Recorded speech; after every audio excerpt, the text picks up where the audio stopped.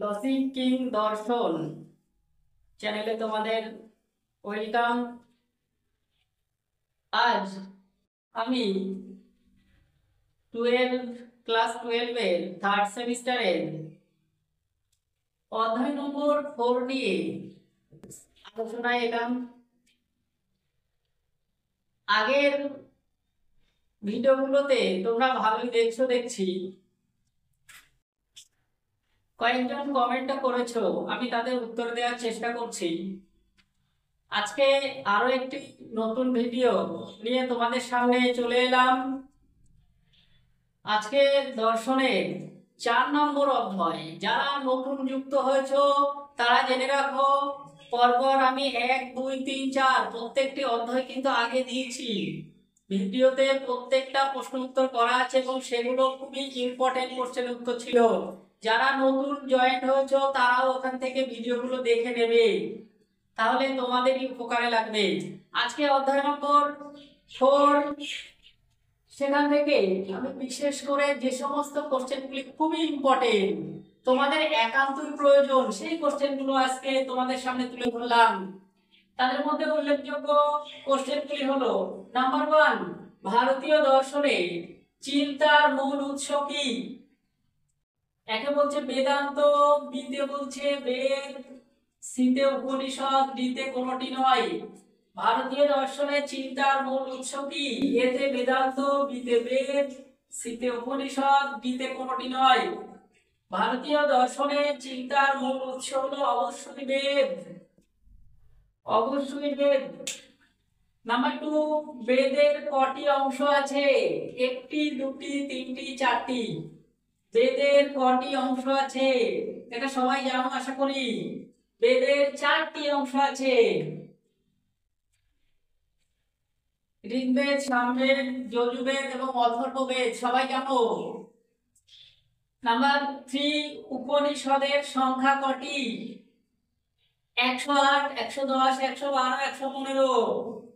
উপনিষদের সংখ্যা কটি? সবাই উত্তর করার চেষ্টা করতে হবে। চেষ্টা না করলে কিন্তু কোনো কিছু সম্ভব নয়। চেষ্টায় আনে সাফল্য, এটা মনে রাখবে, চেষ্টা করতে হবে।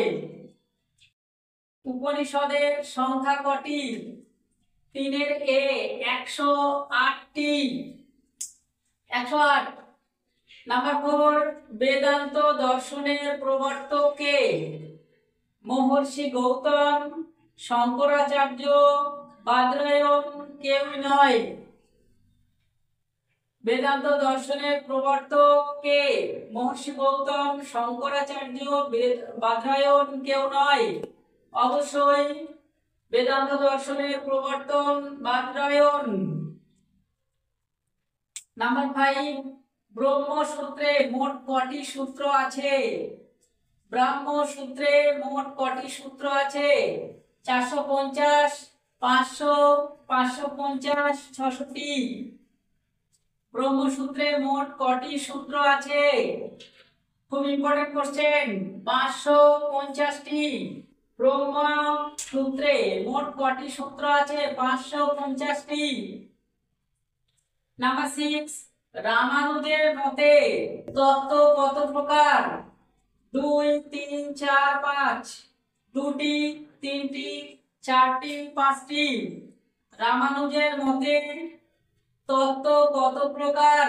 রামানুজের মতে তত্ত্ব হচ্ছে 6-এর 3 প্রকার, 3 প্রকার।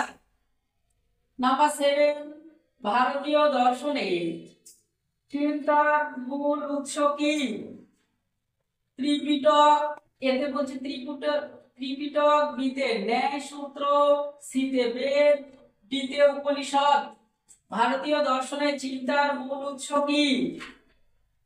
সবাই উত্তর করার চেষ্টা করো। তোমাদের কিন্তু পরীক্ষার আর বেশি দিন বাকি নেই, একদম সামনে এসে গেছে। আগস্ট মাস চলছে, তোমাদের সেপ্টেম্বরের 8 তারিখ থেকে পরীক্ষা। প্রশ্নগুলো খুব গুরুত্ব সহকারে দেখো। এই প্রশ্নগুলো দেখলে অনেকটা তোমরা কিন্তু পরীক্ষায় আগিয়ে থাকবে। ভারতীয় দর্শনের চিন্তার মূল উৎস কি?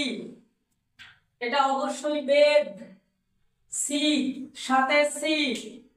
নাম্বার 8, বৈদিক সাহিত্যের সর্বশেষ অংশকে কি বলা হয়?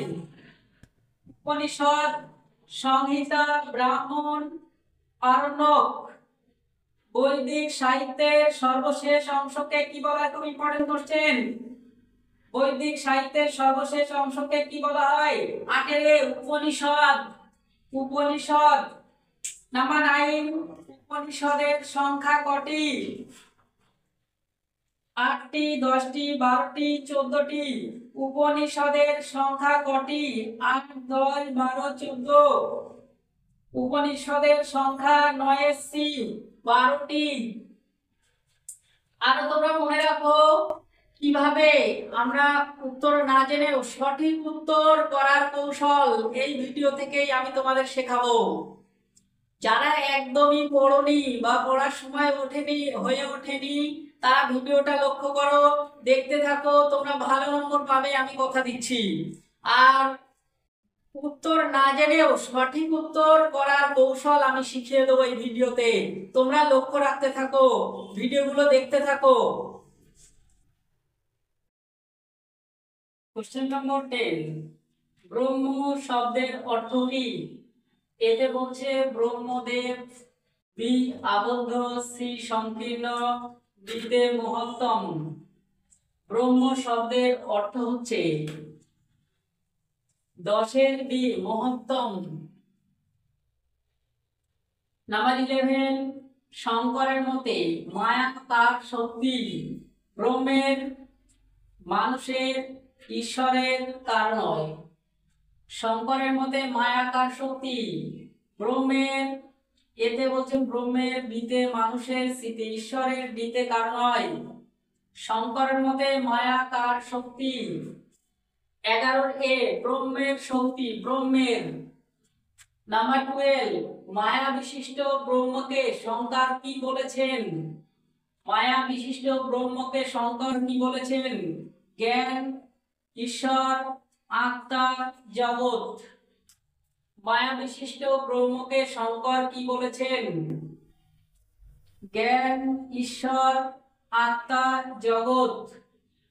মায়া বিশিষ্ট ব্রহ্মকে শঙ্কর বলেছেন 12 বি ঈশ্বর।